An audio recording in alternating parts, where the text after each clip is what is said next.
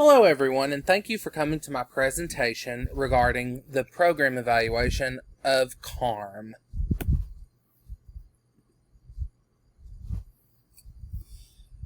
In the year 1960, a group of Knoxville ministers came together and spoke about the different issues surrounding Knoxville.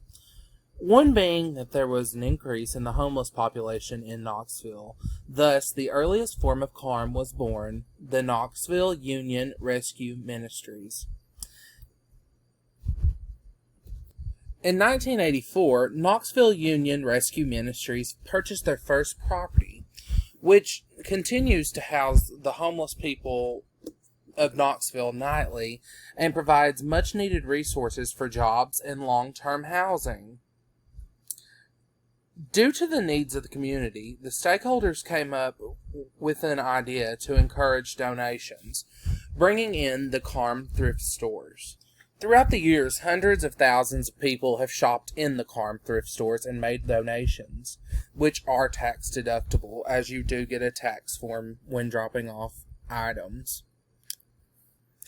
In this organization, there are several members of the leadership staff, as well as 17-person board of directors. The senior staff are Bert Rosen, who is the executive director and CEO, Danita McCartney, which is the executive vice president, Cynthia Russell, which is the vice president of Serenity Missions, Todd Gilbert, which is the vice president of programs, Steve Claiborne, which is the vice president of operations, and David Storm, the vice president of information and technology. With this esteemed group of individuals, Carm is able to promote a livelihood that is consistent with the mission statement, as well as provide support when needed.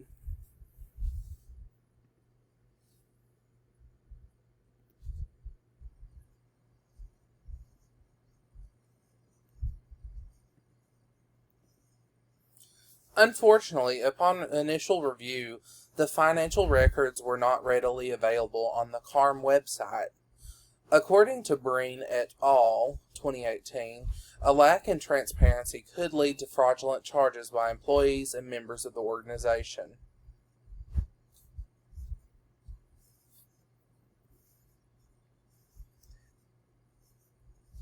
This review is intended to provide clarity to those who seek more information in regards to funding and what the overall goal of the organization is. Stakeholders are critical to any public health initiative due to several reasons outlined by the CDC. Stakeholders are used to promote the increased importance for nonprofit organizations.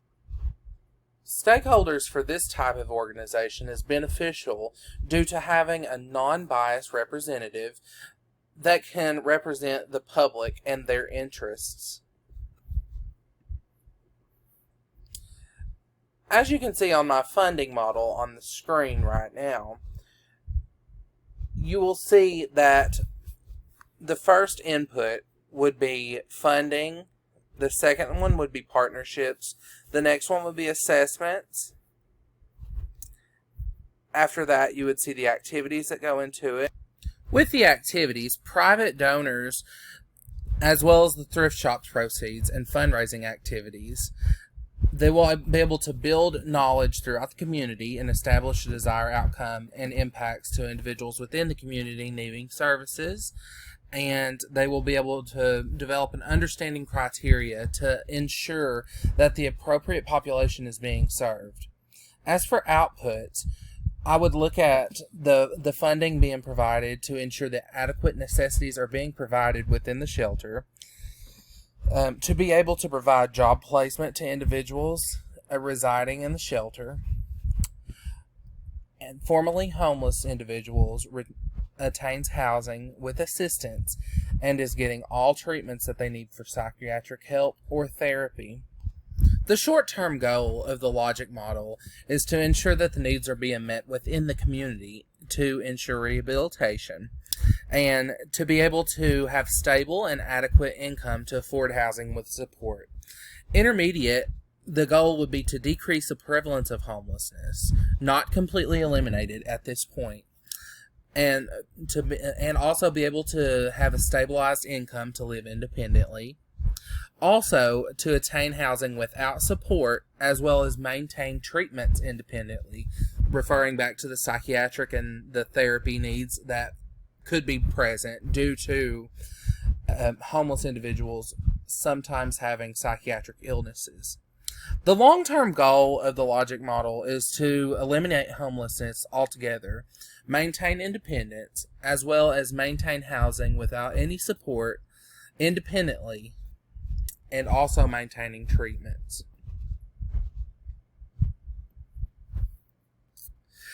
The current program stage that we are in of development with the Carm organization is maintenance.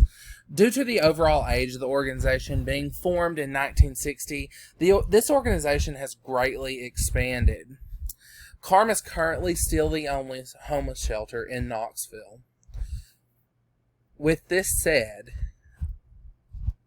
Carm does a lot of good within the community, but there are still improvements that should be made, which will be broadcasted in this report.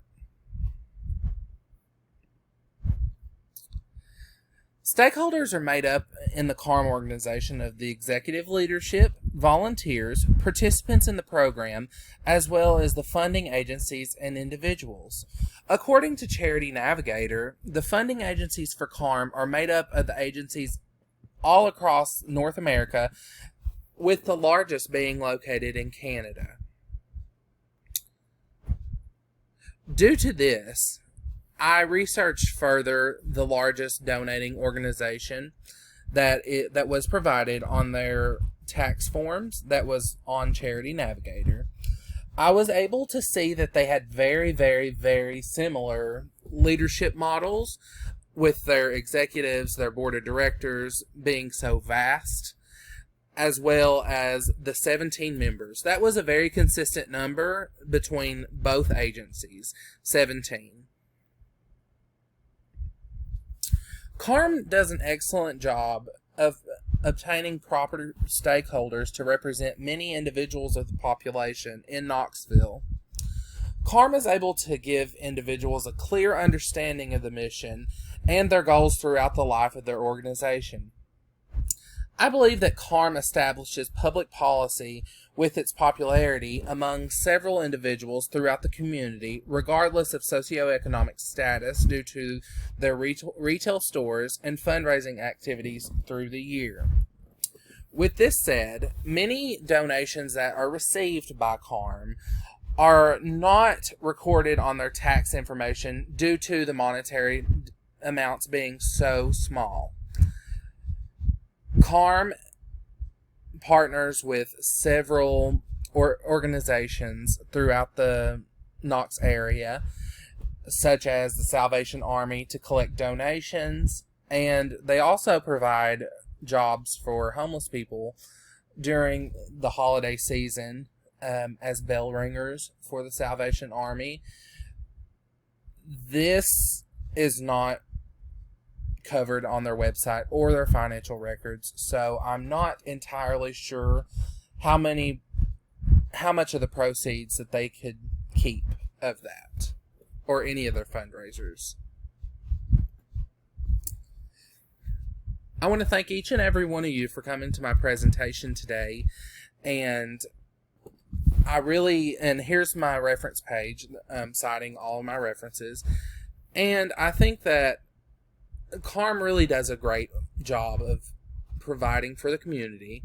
There are ways that they can improve, such as being more accepting of LGBTQ members, which they have historically not accepted in their homeless shelter, leaving them on the streets. But I believe with the younger generation starting to take over executive positions, that this will soon change. Thank you for coming to my presentation again, and I hope you have a wonderful evening.